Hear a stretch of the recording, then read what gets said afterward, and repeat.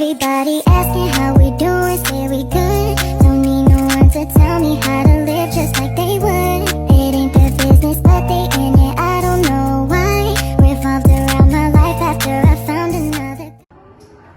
Assalamualaikum warahmatullahi wabarakatuh. Waalaikumsalam warahmatullahi wabarakatuh. Apa kabar anak-anak semuanya? Baik, Bu. Sebelumnya kita absen dulu ya. Iya, Apakah ada yang tidak hadir? iya, Bu. Hadir semua, Bu. Oke, baik. Kita di sini akan membahas tentang reaksi-reaksi senyawa anorganik. Nah, sebelumnya ada yang tahu apa reaksi anorganik? Belum tahu. Di sini kita akan membahasnya. Reaksi senyawa anorganik yaitu meliputi mineral, logam, garam, dan senyawa lainnya yang tidak berasal dari makhluk hidup. Di sini Ibu memilih 5 reaksi senyawa anorganik. Yang pertama reaksi kombinasi, yang kedua reaksi dekomposisi, yang ketiga reaksi perpindahan tunggal, yang keempat reaksi perpindahan ganda, dan yang terakhir reaksi pembakaran. Nah, kita akan membahas reaksi kombinasi. Reaksi kombinasi adalah salah satu jenis reaksi yang ditimbulkan oleh beberapa reaksi kimia. Reaksi ini dapat terjadi jika dipengaruhi oleh 2 reaktan atau lebih.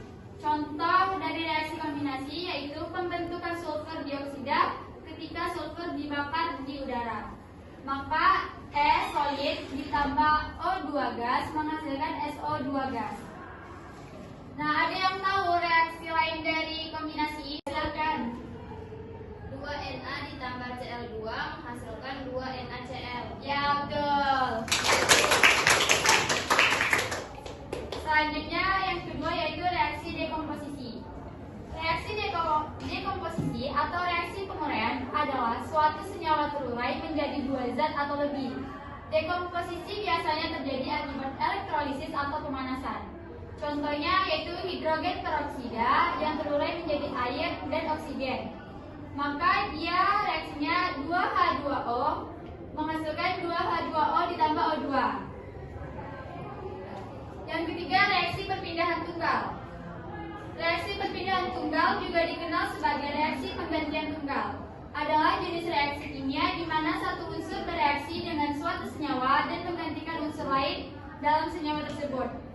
Contohnya apa? Contohnya yaitu ada reaksi perpindahan ion tembaga dalam larutan tembaga sulfat oleh logam seng membentuk seng sulfat. Reaksinya yaitu ada Zn ditambah CuSO4 menjadi reaksi Cu ditambah ZnSO4. Ya, baik, terima kasih. Selanjutnya yang keempat reaksi perpindahan ganda. Reaksi perpindahan ganda adalah pembentukan endapan. Ikatan kimia antara reaktan dapat bersifat kovalen atau ionik. Reaksi perpindahan ganda juga disebut reaksi penggantian ganda. Dalam reaksi perpindahan ganda, 2 unsur dalam 2 senyawa berinteraksi untuk membentuk 2 senyawa baru. Contohnya, Bu. ya.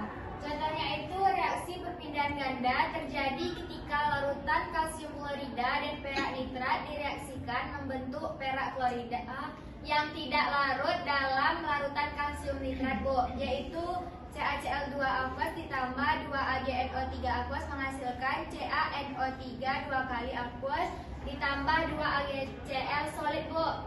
Ya, baik. Yang terakhir ada reaksi pembakaran.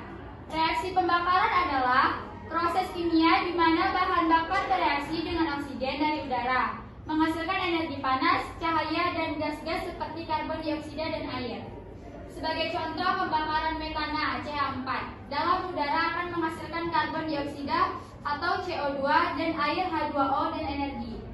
Maka reaksinya CH4 ditambah 2O2 menghasilkan CO2 ditambah 2H2O ditambah energi. Baiklah, dari yang Ibu jelaskan tadi, jadi apa yang menyebabkan terjadinya reaksi kimia? Ya, Bu. Ya. Terjadinya karena komposisi kimia pada suatu zat berubah menjadi komposisi kimia yang baru, Bu. Ya, betul. Apakah penjelasan ini sudah cukup?